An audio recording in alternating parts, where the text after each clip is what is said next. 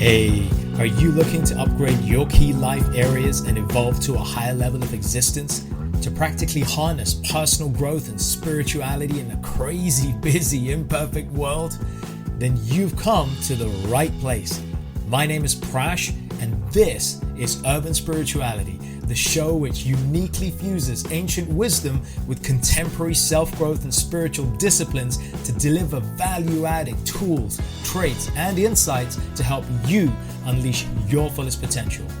We always keep it real, featuring authentic, unfiltered dialogue with guests from diverse backgrounds to inspire, entertain, and enlighten all who listen. So get ready for your dose of urban spirituality. Be present and let's dive in. So we began this conversation. It was just a conversation that we were having about creating change and how we are conditioned from such a young age, particularly in the culture that you grow up in, and it kind of forms this identity that you begin to operate from. So there are many things. I mean, everyone will have something from their cultural background, whether it's your religious beliefs, whether it's traditional things like your traditions, and that really impacts how you see the world, how you perceive the world. And so when you fast forward a few years and you're trying to create change, that can be bumping up against you. And I hear it so often in the healing, spiritual, and wellness community about self-sabotage. And it's So much. I don't see it as being self-sabotage as much as it's so easy to slide back into that cultural identity. And from that lens, it can feel like you're betraying your culture when you're creating change that is maybe not widely accepted. Maybe it's different. Maybe it's ruffling some feathers.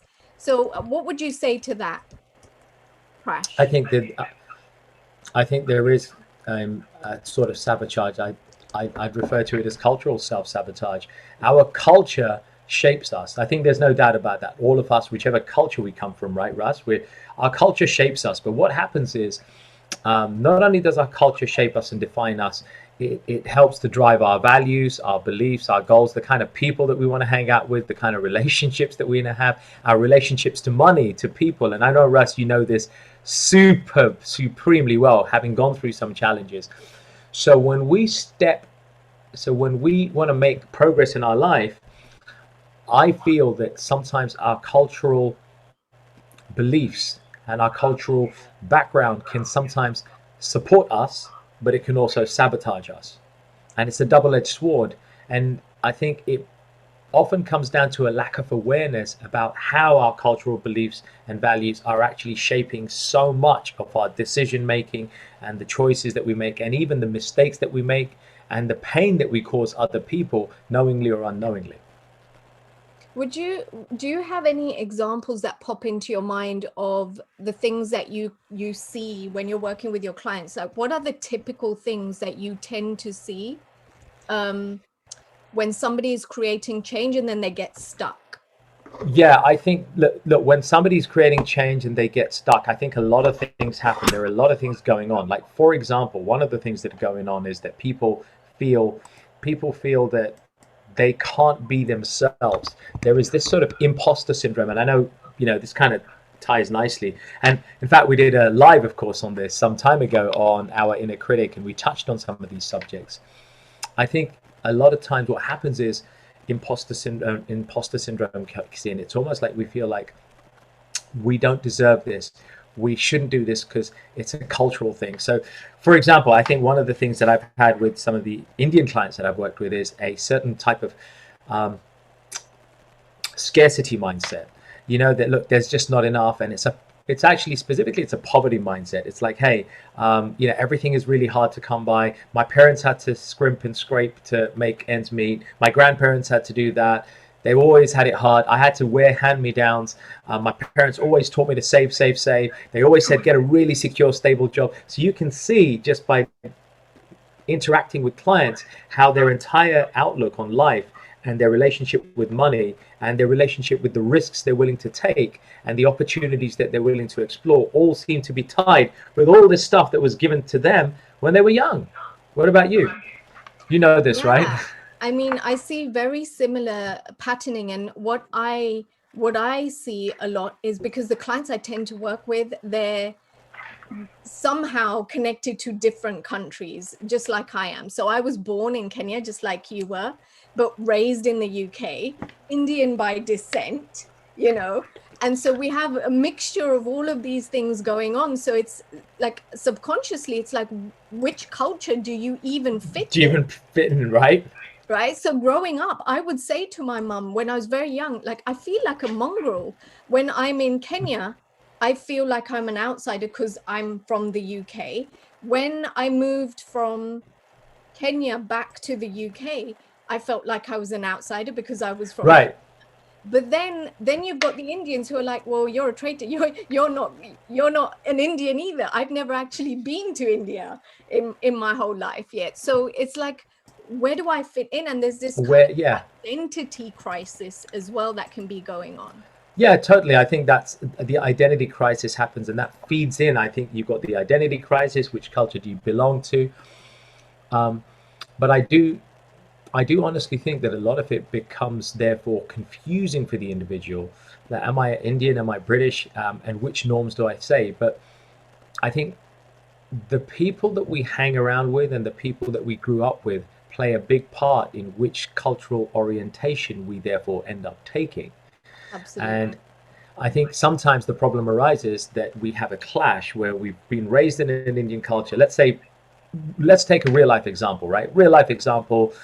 We've been raised in an Indian culture to be such that we find a nice job, get a good degree, get a nice job, and marry somebody of your same race, religion, or culture. Like, she's got to be Indian, and in fact, if you're Hindu, she's got to be Hindu. If you're Muslim, she had better be Muslim.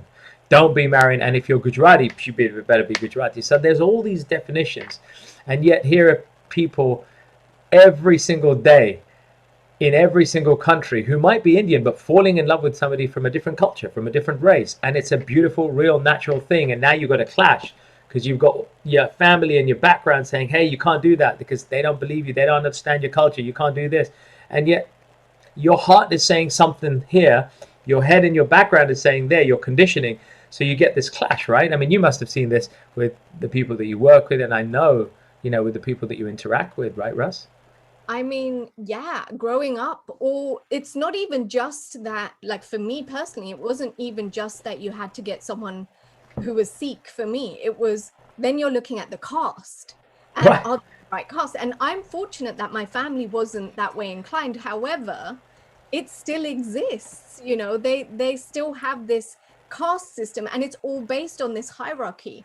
And that brings me really nicely to this point of, this is why I personally believe it's so important to address these things and not glaze over them, which is what I have seen in the wellness community, in the spiritual community of, just love and light and being positive, and you just reframe a belief and there you go. Right. And yeah, that's all really useful up until a point. Up until a And point. becomes like, what about the cultural stuff? What about the stuff that's so ingrained, it's unconscious, and your body is literally reacting to it? So Right, it's not right. I think that's the thing, that you start to feel it inside your body, your gut. It shows up in the way you then respond.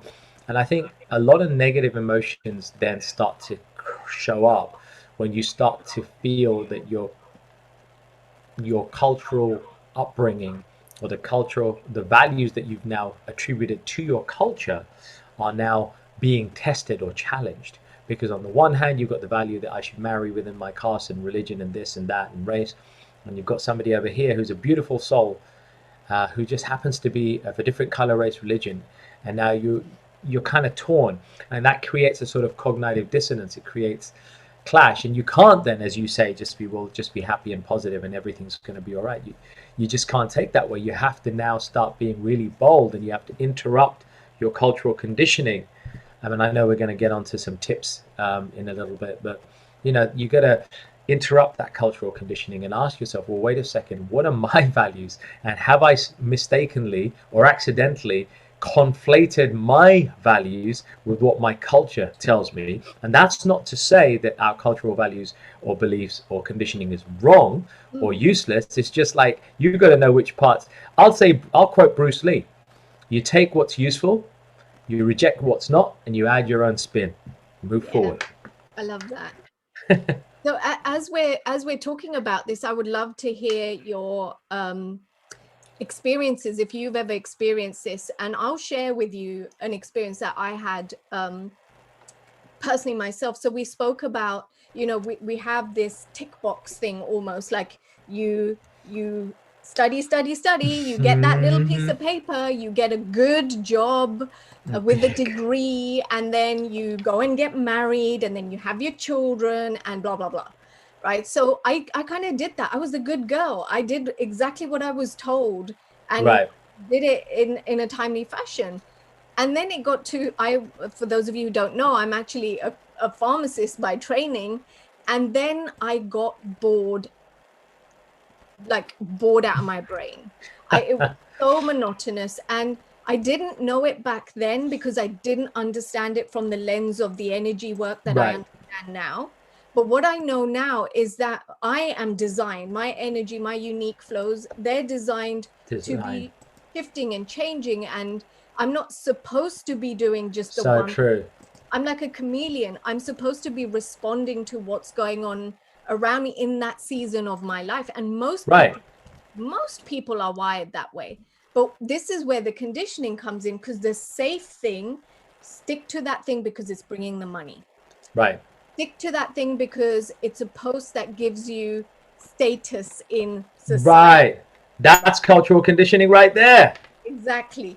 And so when I was trying to do something else, I remember thinking, well, I don't have anything because I've spent my whole life gearing towards pharmacy. All my work experience was pharmacy. Everything was pharmacy. And so when I was thinking, I can't do anything else apart from pharmacy, what else can I do? I was really struggling to find something. And I eventually did. I found swimming was my next passion. And I thought, okay, let's open a baby swimming business. And at the time, because I had my daughter, that was still a radical thing where everyone was like, what? Right. You're gonna quit pharmacy to open up a baby swimming business? Like, that was bad enough, right? Yeah, that was bad enough. They still could understand that because they understood that I had a child, and now because I'm a woman, I had a child, and I'm supposed to stop my career to look after the child. And so even though there was a little bit of resistance, it was okay because it was still within the confines of that said conditioning. Yeah. And then I saw very quickly this just wasn't my jam. Like, I loved it and it just wasn't lighting me up. And so after a year, I decided to open up Divine Sacred Soul, what I'm doing now, and really come out of my spiritual closet, really do what I'm passionate about. Yeah. And of course, the cultural stuff came up. Right in, right? Like, it just, oh my gosh. I battled for a year. Like, can I do this? I felt all the feels, the guilt, the shame, because now how can I left pharmacy, then I've left this, and like, that's 2 failures. And now I'm going to start this 3rd thing. So there was all of that coming up. There was the imposter syndrome that you talked about, like, who am I to do this? Yeah, who am I to do this? Yeah. So all of these things, and this is what I'm talking about. They're so unconscious. We don't even realize they're there. And yet we operate and we function from that identity, even though as a person, if you knew me, I've always been a feminist. I've always been pro, like, everyone being equals and all of that. So on the outset, that's the energy I am. But within my conditioning, my DNA tells me otherwise. My DNA at the time was like, no, your place is in the home, looking after your daughter. Your husband should be the one being the main breadwinner. And no, you should be doing this spiritual stuff. That's for like the special people, the saints, the people who have meditated on mountains and done whatever, so there was all of this going on. Right. So yeah. And what you're talking about really so powerfully exemplifies this problem here, the problem that we've got. We have cultural self sabotage on a massive scale so badly that people don't even realize that it's happening right under their nose, right here. It's happening. People don't recognize it and they hold themselves back. Cultural self sabotage. I'll give you a great example. I thought, for example, and you've just shared yours, like I had a situation where, I lost my mom early and my dad was on a very, very low income. I'm the eldest. I have a younger brother. That's all. Three guys in a house with 11,000 coming in, and it was not a good situation. I wore hand-me-downs. My family were amazing. My extended family, they were very helpful, but we had to carry our weight in our house and pay the bills and do the mortgage. And so very early on, I realized that money is hard to come by. It's difficult. And then I was obviously surrounded by people who said, look, you got to get a good job, get a degree, got to earn money and get yourself some really good money and build your status. And that became my cultural blueprint, because everybody in my family and extended family were doing exactly that. So I felt I got to do the same. And I did. And then fast forward 25 years in my career, and I started questioning, well, wait a second, I'm working my nuts off here for 50, 60 hours a week. I've got some money in the bank account now. Why on earth am I exactly doing this? And I'm not really happy with what I'm doing. So I did a Divine Sacred Soul special, right? I kind of did a Raspreet special. I like, why am I doing this full time? And I set up that thing, mantra therapy, running retreats and events and stuff. And I thought, this gives me fun. Now, it's not really paying my bills, but it's given me great fun. I'm enjoying running retreats, taking people on spiritual journeys and fitness journeys and mental stuff and emotional, and then playing music. And I thought, this is fun. I'm enjoying doing this stuff, but it's not paying. And there came a point where I thought, I just want to do more of that. But my cultural conditioning pulled me back for another 5 years and said, no, dude, you're getting a good gig here. RBS, HSBC, you're getting the dollar here. You got to keep up with all your buddies who've got better cars. They got great things. They got that. And even me, and I'm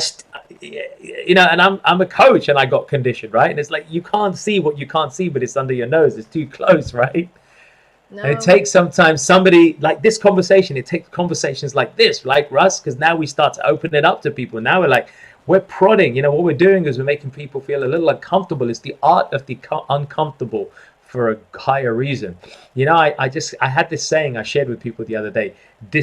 Positive distraction leads to traction. Positive distraction leads to traction. We got to have some positive distraction to disrupt the situation, to create some traction, to break away from that cultural conditioning. Yeah, because can you really change what you're not aware of? No, you can't. It's you have to confront your truth. And this is why I think it's so important to have these conversations when you are creating that change, because as I said, as people of color, it's not just our lived experiences that we have, which are going to be different than Absolutely. Any other group, especially like the group that I was talking about, the immigrants, like the children of the immigrants. They've had sometimes some quite traumatic things happening in their genetic line. Like I have friends, I have family members who were in Uganda when Idi Amin, and I don't know if you know what happened with all of that. Right. So when Idi Amin sent all the Indians packing, people were separated from their families. They didn't know where they were going. They didn't have anything but the clothes on their back. Now that's a traumatic experience. They had to literally build themselves up. From scratch, right? From scratch. Now that may not have happened to you personally, but if it's happened to someone in your genetic line, there's going to be some transmission in your energetic field through your DNA. That trauma lives within you energetically, and that is what may be coming up for you, and you don't know what it is. And you're busy working on your mindset. You've changed your mindset. You've done your affirmations. You've got the most beautiful, intricate vision board, and I'm saying this from personal experience. I did all the things. The only thing I wasn't doing was addressing this internalized oppression piece. Wow. So was the turning point that allowed you to recognize that that was the piece that was missing, and what resulted, what positive change happened once you did make that distinction? Well, I can tell you it's an ongoing process. I'm still unraveling stuff even now. And I know that you'll know this. Like, it's layers, right? It comes up It in is layers. And the first thing I would say is, when I first recognized what was actually happening, I started to notice patterns, because when you understand what's happened, you can start to notice patterns in your own life. And that's what I was seeing. So for my family, who they were in India back in the day, they ended up in Kenya, right? Yeah, East Africa, like From my family. India back in the day. And when, as I understood what happened with my ancestors and how we ended up there, the traumas that they went through to have left their families. So this is just one example, and there's so many layers to this. But did they feel safe? Did they feel safe being plucked out of a land that they've grown up in, leaving all of their family and going to this new land where they didn't know anyone, they didn't know the language, and they just dropped there. They were promised all these things, and then the promises weren't delivered, right? And so you know, they're in this situation where they had to build themselves up from scratch, not knowing what was going to become of them, and having left all of their families back home, their wives, their children, their parents, everyone that they knew. And so when you think about that patterning showing up in your life, how safe do you feel where you are right now? And for me, it wasn't a case like I had done the mindset stuff. I had done lots of healing and lots of different, I'd used many different modalities and tools and training and things like that. But what I was seeing was this pattern where it would be feast and famine, feast and famine. For me, she was showing up in my finances as I was trying to grow this business. And when I really dove deeper into that, it was because I didn't feel safe. And that wasn't mine. It was this genetic thing. And as that starts to clear up, because now I'm acknowledging it, now I'm sitting with it, it's not what a lot of people are taught in this wellness arena, that it's eliminating the negative. It's eliminating that shadow. I don't teach that way. I teach that you make friends with your shadows, because within that there is such deep wisdom if you're willing to sit with it. And yes, it's uncomfortable, and no, it doesn't need to be traumatic, and you don't have to relive the traumas or anything, but you do get to sit with it and allow it to harmonize, allow your body to feel safe through whatever practices, that allow that safety to come in. And there's many different modalities, many different practices that you use. And one of the things I teach is create your own framework. Don't go by a particular modality. I mean, use the tools, but make it your own, because this is going to be so unique to you. It's got to be, because if you think about it, your own lived experience, one individual's lived experiences, they're never going to be the same as anyone else's. And then when you layer upon that your genetic stuff, and then you layer upon that your what you're creating and how you see the world, the lens through how your perception of the world, it's going to color and impact how you're showing up, how you're experiencing yourself, how you experience other people, and therefore it influences how others react and respond to you. Yeah, and such powerful truths in that, because, and let's follow that through, because if you've been culturally conditioned to behave in a certain way, respond in a certain way, make decisions in a certain way, choose the kind of partners or people that you hang out in a certain way, all of that kind of stuff, right? Spend money in a certain way or not spend, save, spend. If you've got all of that, then that's going to impact the way people respond and react to you. It's going to be showing up in the relationships that you have with people. How comfortable do you feel with people? How much, for example, if you've grown up in a patriarchal family where you've got a very strong male figure, and there's that cultural thing, the woman stays at home, the man's outside, it's his way or the highway. How much of that then shows up in your relationships with the people that you have? How much of it, if you're a guy, how much of your father's style and culture is now showing up in the way you treat women or you treat your partners, whoever they are, right? So some of these things now invisibly are now playing out, right? You said, these things are now invisibly shining in your world or showing up in your world, and sometimes they're not showing up in a very good way, but it comes back to what you said. You've got to go and do some recognition. Unfortunately, guess what people do? It's exactly the thing they shouldn't do. They recognize something and then they try and get rid of it, suppress it, push it, get rid of it. We're living in a culture where being told, hey, you're the pharmacist, so you need this, right? We're living in a culture where they're saying, oh, you got a headache? Take some tablets. It's all right. Hey, you're feeling a bit of pain? Rub some balm. It's going to be going away. We're not trained as a culture to actually sit with it, sit with the emotions, sit with the pain. Ask that pain, feel where it is in your body, get comfortable with it, become mindful. Where is it? What is it teaching me? What are you here to do? What is this pain teaching? And we both do this as coaches, right? We help people to sit in this situation. Where is that pain coming from?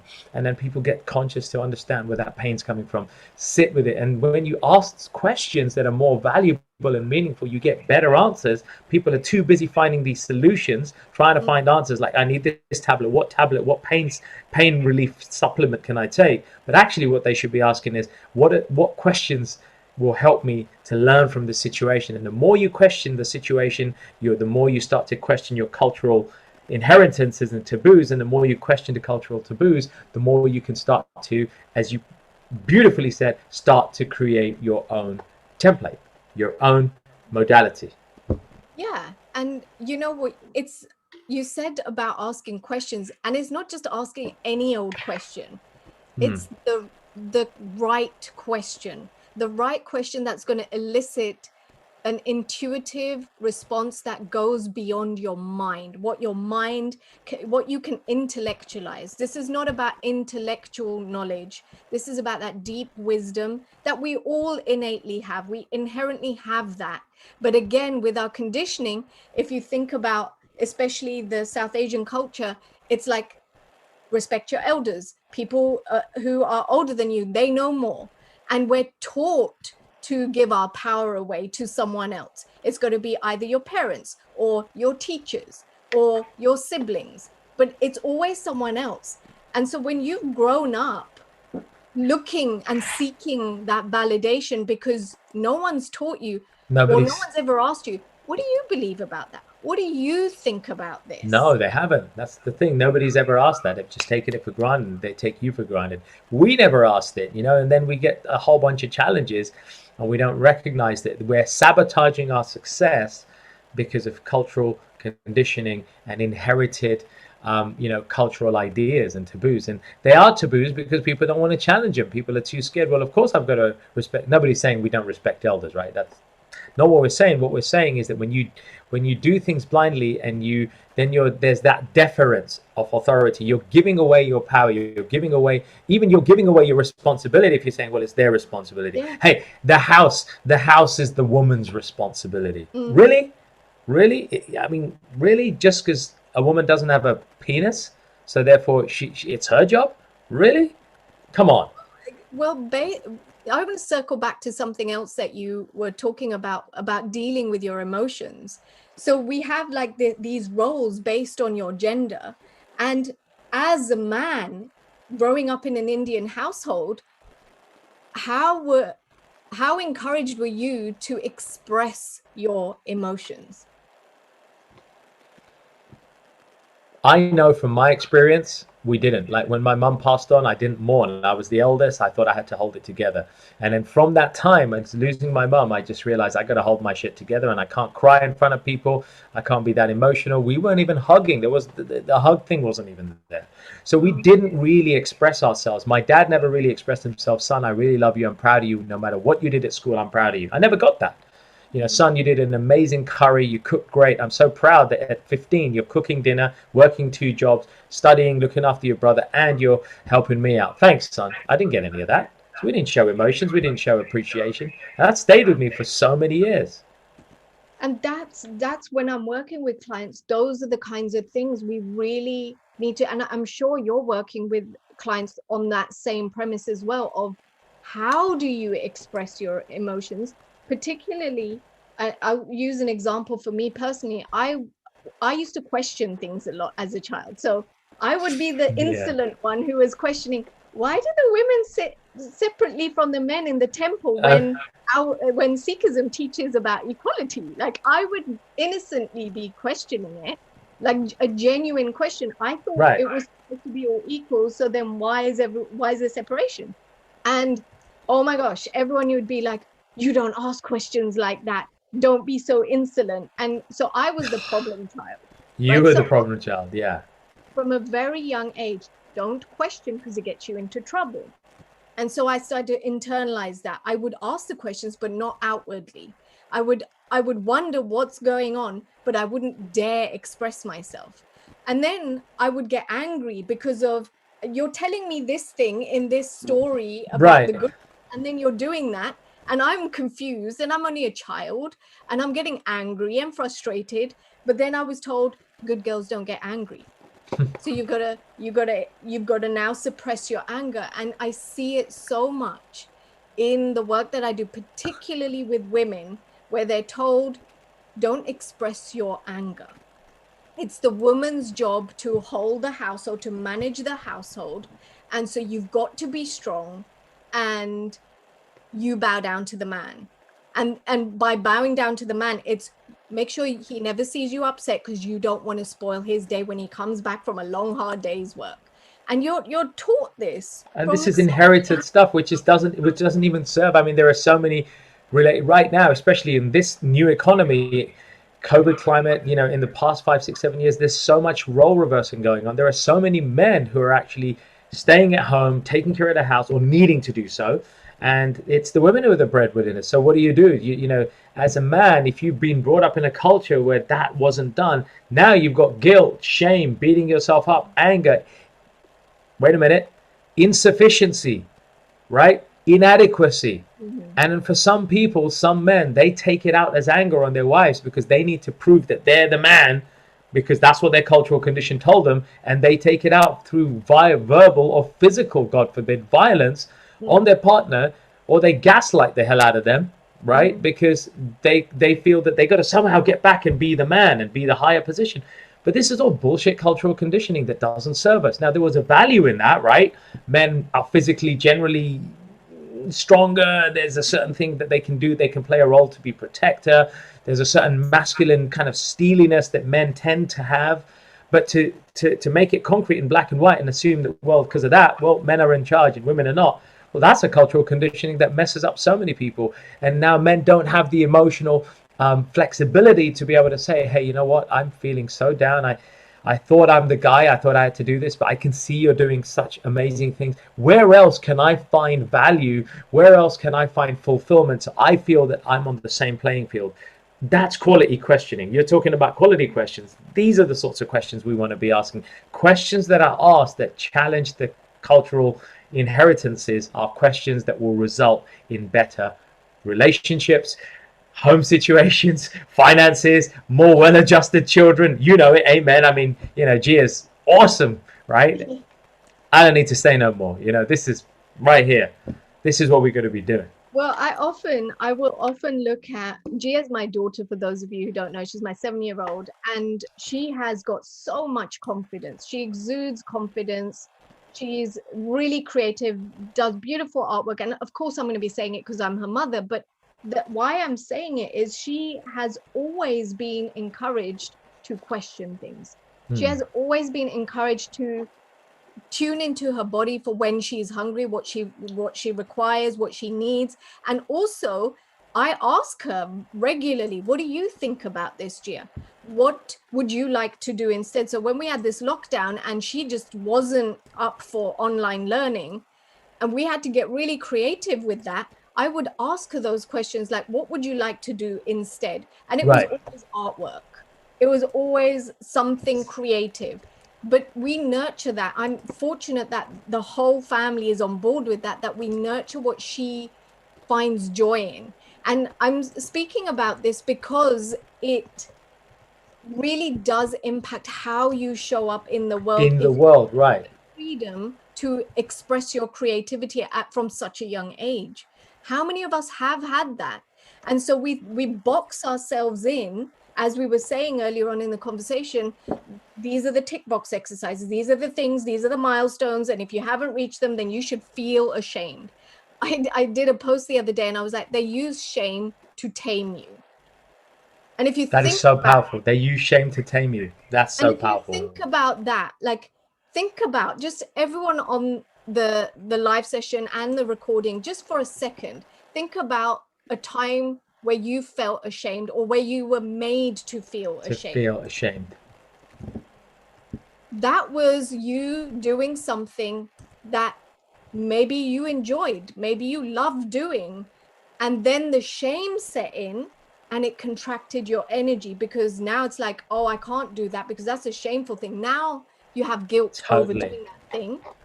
And so the conditioning is, if we keep shaming them, we will condition them enough that they never and this is particularly, and I know that those people who are joining us for this conversation are the pattern interrupts. They are the sacred rebels that are here to do things differently. And break that generational limitation, right? That's kind of what we need to do. We need to break that generational limitation. And let's just throw it in there, since we're talking about shame right now. Let's also add in two other components that I think will help everybody who's tuned in onto this live or on the replay. When we talked about shame, Russ has been talking about shame. Let's also talk about guilt, which goes hand in hand with shame, right? As coaches and as trainers, you and I are, abundantly aware of the guilt and shame that's, ruined our journeys, or that's caused us pain in our lives that we've learned from, right? And we've been guilty of that. And so guilt starts kicking up, right? There's guilt that I'm not following what my dad did. My dad did this and this and this, and I'm not doing it. My dad makes me feel guilty because he did this successful business, but I want to be an artist here, right? That guilt kicks in now. You've got that cultural guilt about having to take a certain type of path in your spirituality. Like, hey, I come from a Sikh background. They're an Orthodox Sikh family. Why I feel guilty that, I didn't do it? Or they make you feel guilty. Why are you not coming to Gurudwara, but you're going to church, you're going to these spiritual gatherings? That's not what you should be doing. So suddenly that cultural conditioning is now playing out this guilt for you. And guilt, just like shame, are negative emotions. They suck out energy. And you're an expert in this area, obviously, right? They suck out energy. And so it's a powerful thing for us to recognize that guilt and shame show up, but we don't often recognize that that's what's running our decisions, behavior, choices, the way we react and respond to people, including our loved ones sometimes. And we snap at people like our kids because now we're dumping on them, we're projecting the cultural conditioning that we got, including the guilt and the shame, and now we're putting it on our kids. We're kind of making them feel bad for what their choices, and we're kind of treating them, we're snapping at them because they didn't do this or that. Can you see, folks, if you're tuning in, a little bit of honesty, if you can afford yourself that honesty, if you can switch off from social media for a little while, YouTube, Netflix, whatever, and just sit with yourself and ask yourself, where is guilt and shame showing up in my life? Work life, personal life, relationships, religion, relationship with self. Where is it? When you can start to ask that question, where is it showing up? You can almost do like an audit, or in your old career, of course, a stock take as a pharmacist. You can stock take where these things are showing up. And if you can stock take them, then isn't that one of the first steps, Russ, towards making the break and making a difference? Yeah, like, because as I said before, if you can't change what you don't acknowledge. And as you said, we don't recognize that that's shame and guilt. We often think it's like the surface level stuff, right? The anger, the frustration, and all of those things. Those are your key indicators that are telling you you're off track somewhere. But if you are willing to sit with it and go deeper, like what's underneath that, and what's underneath that, Yeah. and what's underneath that, what is the emotion that's really running this? Shame and Go guilt down.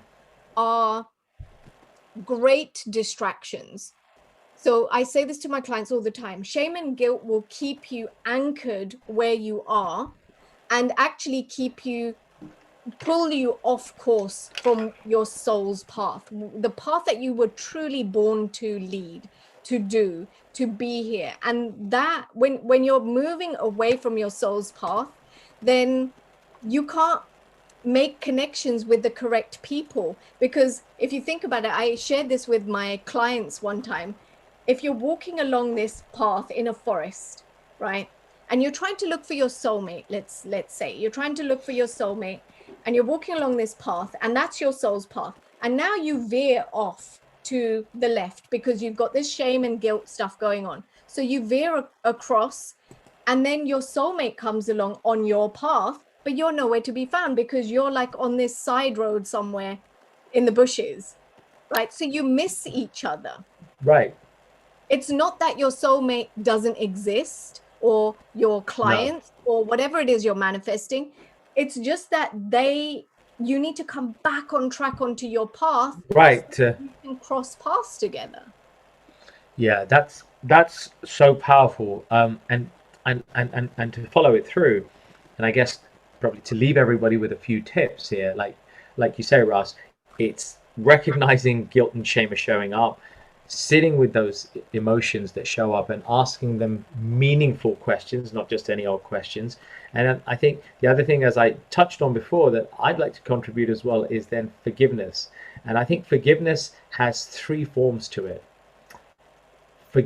First of all, forgive your parents. They're just adults. When we put our parents on a pedestal and hold them as this thing, and when we're young, we do, right? And you know this with your clients, and I know with my clients, a lot of times when they were children and we were children, we would have to create stories around our parents, because if we saw our parents as completely useless people, we wouldn't be able to survive in an environment. So we create these things that, okay, it's not my parents' fault, it's my fault. Maybe there's something wrong with me. Maybe I'm not good enough. Maybe that's why dad doesn't give me praise when I come home with good grades. Maybe that's why mum doesn't give me attention, but she gives my sister attention, because it's just something in me. So we've created beliefs in our own head because we've held our parents in this position. So we got to start by forgiving our parents. Like, they're just adults. And I think the way to do that is if we just recognize that our parents are just adults trying to do what they could do. They've got their own cultural beliefs and their own hang-ups. And we just kind of forgive them and say, right, they're just adults. That's all they are. They're not supreme beings. They're not infallible. Just forgive them. So learn to forgive the parents and recognize they're just adults. You'll release a lot of the, and I know you know this, you're passionate about this, you release a lot of that negative energy. It's out. Then you've got the second part of forgiveness, which is forgiving the people around you and the situation around you, right? Forgive the situation, forgive the people around you. There are people who may have hurt you. You learn to forgive them and say that, look, they were teachers in your life. If you can reframe how they mistreated you, that ex-wife that ruined you, that bully who hurt you at school, whatever it is, the abusive father, if you can kind of forgive them and say, well, they were a teacher in my life for some reason. If you can find a way to forgive your people or the situation, like the way you lost your last job or whatever, that's going to release more energy. And then the third thing is forgive yourself, because, hey, we talk about this all the time. You got to forgive yourself because, you know, we're always evolving and we're not perfect, as you said. We're all works of progress. We're all works of art that are constantly being refined and beautified in our life. And if we can find a way to forgive ourselves as well, each time, every time, because forgiveness is not a one-time thing. We've got to be constantly forgiving ourselves throughout our life. If we can do that, now we've released those three forgivenesses will release so much trapped energy in that guilt and shame, that guilt and shame can go, and that anchoring that you said, that horrible anchoring that ties us down. Now we can free that to do something more divine, right? I love that. Yeah. Divine, sacred, something more. Raspreet, you finish us out, man. You take us there. You know what should we be doing when we do all these things? What happens then? Well, I'm going to try and sum up everything that we've said. So the first step is acknowledging and recognizing I would say that, like, sit with yourself, give yourself that gift of time, Nice. distraction-free time to sit. And it may be uncomfortable, which is why it's so important to do this. If you're not a self-motivated person, or you're finding it difficult, or you don't even know where to go, do it in the presence, in the energy of someone that you love and you trust, and who can hold that space for you. Hold that space. That is so important. And I have clients saying to me all the time, oh yeah, I have a really supportive husband or wife, or my friends are really cool. And yeah, that's all good. And if you have that, then, thank your lucky stars, because there are a lot of people who don't. And at the same time, are those partners, your friends, your close family members doing the same level of deep inner work as you are? Because if they are not, when your stuff is surfacing, and it will, when it's surfacing, it's very easy for them to start judging you and criticizing you, because they don't understand what's going on. Right. And so it's so easy for someone who's started the process, they think they have that support, and then they slide back into that cultural identity so easily. It's really, really important that you are in the space and presence of people who are doing the work themselves, who understand and who have the capacity to hold that space for you. So that's one powerful. of the things I would say. Then the second thing is identify what your unique traumas are. Where is that internalized depression showing up for you? Yeah. What is Recognize that it for you? Because it's going to be different. It's going to look very different for everyone. This is why, if you've ever heard me say, you've seen my page or anything, I keep going on about creating your own unique manifesting style. There's not a one size fits all with this process. Like you said, you create your own modality, as you said earlier. Yeah, and it's for yourself. It's not even a modality for you to teach other people. This is so personal. It is created for you, by you. It's a framework that you live by every single day. But it's got to work for you. It's got to work with your unique energy flows. It's got to honor the way your intuition speaks to you, which is different for everybody. It shows up differently. It's also got to honor what your desires are. Like, what are your desires? And this is the final piece that I'll say. Are they even your desires? Or are they culturally inherited, right? And taboos. Have you convinced yourself that they're your desires because that's what you should be doing? That's because what everyone's been projecting on you. And you think that's your path, right? Because if that's the case, you're going to be challenged to put the energy behind that thing and make it happen. So when we're talking about creating lasting and sustainable change, which this is the conversation we're opening up today, it really has to do with how are you maintaining that energy on an everyday basis, such that it can get embodied. So it's not done at the level of your mind alone. You can do your mindset work. You can do all of this. Have all the affirmations and stuff like you said, right? Yeah. And that can help.